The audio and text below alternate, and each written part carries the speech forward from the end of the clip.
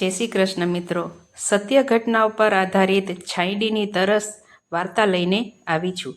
આકાશમાં સૂર્ય ડૂબતો હતો, પણ લક્ષ્મીબેનના જીવનમાં સૂર્ય વર્ષોથી ઉગ્યો જ ન હતો. જૂની કાચી ઝૂંપડીની બહાર તૂટેલી ચપ્પલ ગોઠવેલી હતી. ઝૂંપડીની અંદર લક્ષ્મીબેન જમીન પર બેઠી હતી, હાથમાં ફાટેલો રૂમાલ, આંખોમાં ન સુકાતા આંસુ. આજનો દિવસ પણ ખાલી ગયો. માં, આજે કાંઈ મળ્યું?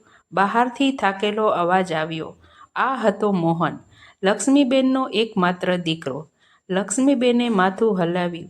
શબ્દો બોલવાની શક્તિ નહોતી. મોહન ચૂપ રહ્યો. તે સમજી ગયો, આ પહેલીવાર નહોતું. આવી સેંકડો સાંજોએ એમ જ પસાર થઈ ગઈ હતી. લક્ષ્મીબેનનું જીવન ક્યારેક સુખી ન હતું. પતિ રઘુવીર ખેડૂત હતો. નાનું ખેતર, પણ ઈમાનદાર, મહેનતી.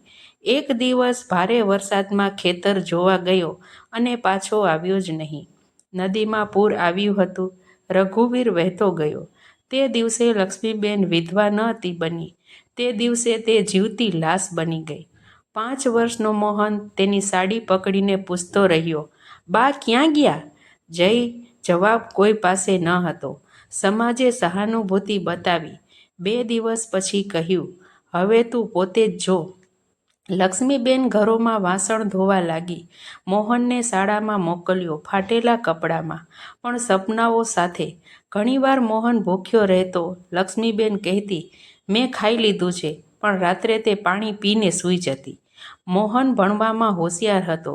શિક્ષકે એક દિવસ કહ્યું, આ છોકરાને આગળ ભણાવો, નહીં તો ગુમ થઈ જશે. લક્ષ્મીબેને દિવસથી વધુ મહેનત કરવા લાગી. તાવમાં પણ વાસણ ધોવા ગઈ. હાથમાં ફોલ્લા પડ્યા, પણ દીકરાનું ભવિષ્ય ન પડવું જોઈએ.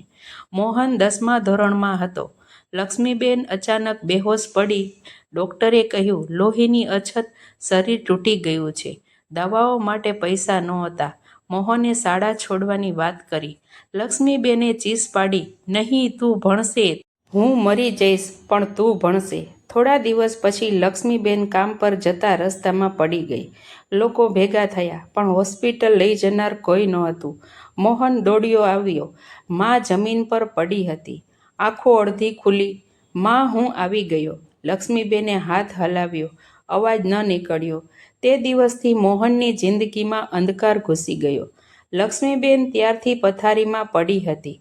ઝૂંપડીમાં હવે હાસ્ય ન હતું. હવા પણ જાણે દુઃખી થઈ ગઈ હતી. મોહન રોજ સવારે ઉઠે, માતાના પગે હાથ લગાવે અને બહાર નીકળી જાય. શાળાએ નહીં, કામ શોધવા. મોહન માત્ર 14 વર્ષનો હતો. તેના હાથમાં હવે પુસ્તકો નહોતા, પણ ઈંટ, રેતી અને સિમેન્ટ હતા.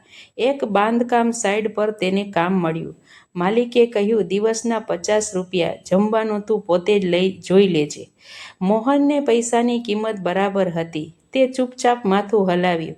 એ દિવસે સાંજે તેણે લક્ષ્મીબેન માટે થોડું દૂધ લાવ્યું. લક્ષ્મીબેને આંખ ભીની કરીને કહ્યું, દીકરા, તું તો બાળક છે. મોહને જવાબ આપ્યો, માં, તું મારી માં છે. બાળપણ પછી આવશે. ઘણા દિવસો એવા ગયા કે ઘરમાં ચૂલો સળગ્યો જ નથી. મોહન દિવસભર કામ કરતો, સાંજે એક સૂકો રોટલો ખાઈ લેતો. મા માટે દવા લાવવી હતી, પોતે ભૂખ્યો રહેતો. રાત્રે લક્ષ્મીબેન દીકરાને જોયા કરતી. એનું શરીર સુકાઈ રહ્યું હતું, પણ બોલી શકતી નહોતી, કારણ કે મા પાસે દીકરાને આપવા માટે આંસુ સિવાય કંઈ જ નહોતું. એક દિવસ મોહન પડોશીના ઘરે ગયો. મારી મા માટે થોડી દવા. પાડોશીએ દરવાજો અડધો ખોલ્યો. અમે પણ ગરીબ છીએ. બીજા ઘરમાં ગયો. કોઈએ કહ્યું, હવે કેટલા દિવસ મદદ કરીશું? ત્રીજા ઘરમાંથી અવાજ આવ્યો, વિધવાનું દુઃખ તો વધારે હોય, બધાને જ હોય. મોહન ખાલી હાથે પાછો ફર્યો. તેને સમજાઈ ગયું, દુઃખ એકલા સહન કરવાનું હોય છે. લક્ષ્મીબેન રાત્રે ઊંઘતી નહોતી. તે વિચારે, મારો દીકરો મારી માટે પોતાનું જીવન ખાઈ રહ્યો છે. એક રાત્રે તેણે મનમાં નક્કી કર્યું, આગલી સવાર. મોહન કામે જવા તૈયાર થયો. લક્ષ્મીબેને ધીમે કહ્યું, દીકરા, આજે ન જા. મોહન ચોંકી ગયો. માં, કેમ? લક્ષ્મીબેનના આંખમાંથી આંસુ વહી નીકળ્યા. તું અનાથાશ્રમમાં રહી આવ, તને ભણાવશે, તારું ભવિષ્ય બચી જશે. મોહન પથ્થર જેવો થઈ ગયો. માં, તો તું? લક્ષ્મીબેને ચહેરો ફેરવ્યો. માં તો ભગવાન પાસે જતી રહેશે. મોહન આખી રાત રડતો રહ્યો. એક તરફ માં, બીજી તરફ પોતાનું ભવિષ્ય. સવાર થતાં તેણે કહ્યું, માં હું જઈશ, પણ તને છોડીને નહીં. લક્ષ્મીબેને તેને ગળે લગાવ્યો. તેનો સ્પર્શ કાપતો હતો. મોહન અનાથાશ્રમ પહોંચ્યો. ફાટેલા કપડાં, આંખોમાં ડર. ડાયરેક્ટરે ફોર્મ ભર્યું. પાછળથી મોહને છેલ્લી વાર જોયું. લક્ષ્મીબેન રસ્તાની કિનારે ઊભી હતી. તે હાથ હલાવી રહી હતી, પણ તેની આંખો કહેતી હતી, શાયદ આ છેલ્લી વાર. અનાથાશ્રમના દરવાજા બંધ થયા. એ દરવાજા સાથે મોહનનું બાળપણ પણ બંધ થઈ ગયું. અહીં શિસ્ત હતી, ભોજન સમયસર, પણ માનો પ્રેમ ન હતો. રાત્રે બધા બાળકો સૂઈ જતા, મોહન છત પર જઈને લક્ષ્મીબેનને યાદ કરતો. માં ખાઈ હશે, દવા પીધી હશે? આ પ્રશ્નનો જવાબ કોઈ પાસે નહોતો. મોહન ભણવામાં ફરી આગળ વધ્યો. દુઃખ એ તેને તોડી નાખ્યો ન હતો, દુઃખે તેને ઘડ્યો હતો. શિક્ષકો કહેતા, આ છોકરાની આંખોમાં આગ છે. મોહન મનમાં એક જ વાક્ય રાખતો, મા માટે કંઈક બનવું છે. બીજી તરફ લક્ષ્મીબેન હવે સંપૂર્ણ એકલી હતી. વાસણ ધોવાનું છૂટી ગયું, શરીર ચાલતું નહોતું. ક્યારેક અનાથાશ્રમ તરફ જોતી, પણ ત્યાં જવાની તાકાત નહોતી. એક દિવસ ઝૂંપડી પાસે પડી ગઈ. લોકો આવ્યા, કોઈ ઓળખતું નહોતું. હોસ્પિટલ લઈ ગયા. ડૉક્ટરે કહ્યું, વધુ સમય નથી. લક્ષ્મીબેનના હોઠ હાલ્યા. મારો દીકરો મોહન. પણ મોહન ત્યાં ન હતો. એક રાત્રે લક્ષ્મીબેનની આંખોમાં શાંતિ ઉતરી આવી. તેના ચહેરા પર હળવું સ્મિત હતું. જાણે કહી રહી હોય, હું મારી ફરજ પૂરી કરી. સવારે ખબર પડી, લક્ષ્મીબેન હવે નથી. કોઈ રડનારું નહોતું, કોઈ ઓળખ નહોતી. પછી અનાથાશ્રમમાં એક પત્ર આવ્યો. મોહનનું નામ વાંચીને વોર્ડન ચોંકી ગયા. પત્રમાં લખ્યું હતું, લક્ષ્મીબેન નામની સ્ત્રી હોસ્પિટલમાં અવસાન પામી છે. તેનો એક દીકરો મોહન છે. પત્ર વાંચતા મોહન જમીન પર બેસી ગયો. આંખોમાંથી અવાજ વિના આંસુ વહી ગયા.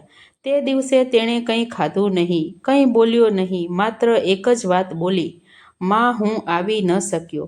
વર્ષો પસાર થયા. મોહન ભણ્યો, સ્કોલરશીપ મળી, આગળ વધ્યો. આજે મોહન શિક્ષક છે. તે રોજ બાળકોને ભણાવે. દરેક બાળકને તે કહે છે, તમારી માનું માન રાખજો, સમય પાછો નથી આવતો. મોહન આજે પણ એ ઝૂંપડી પાસે જાય છે. હવે ત્યાં પાકું ઘર છે. ઘરની દિવાલ પર લક્ષ્મીબેનની નાની તસવીર છે. દર રવિવારે દીવો બળે છે. મોહન આંખ બંધ કરીને કહે છે, માં, તું જે ઈચ્છ્યું હતું તે હું બની ગયો. મોહન એક નાનો ટ્રસ્ટ શરૂ કર્યો. વિધવા માતાઓના બાળકોને ભણવાનું કામ કરે. અને તે કહે છે, મારી માં એકલી મરી નહીં, સમાજ મૌન હતો. મિત્રો, આ વાર્તા કોઈ એક લક્ષ્મીબેનની નથી. આ વાર્તા દરેક એવી માતાની છે, જે પોતે ભૂખી રહી દીકરાને જીવવા દીધો. આ વાર્તા દરેક એવા દીકરાની છે, જે મોડું સમજે છે, પણ સાચું સમજે છે. માતાની છાંયડી ગુમ થાય, ત્યારે સૂર્ય પણ તપતો લાગે. જય શ્રી કૃષ્ણ મિત્રો, સૌને મારા ધન્યવાદ. તમને આ મારી વાર્તા સારી લાગી હોય તો મારા ચેનલને લાઇક, શેર અને સબસ્ક્રાઈબ કરજો અને કોમેન્ટ બોક્સમાં જરૂર જણાવજો.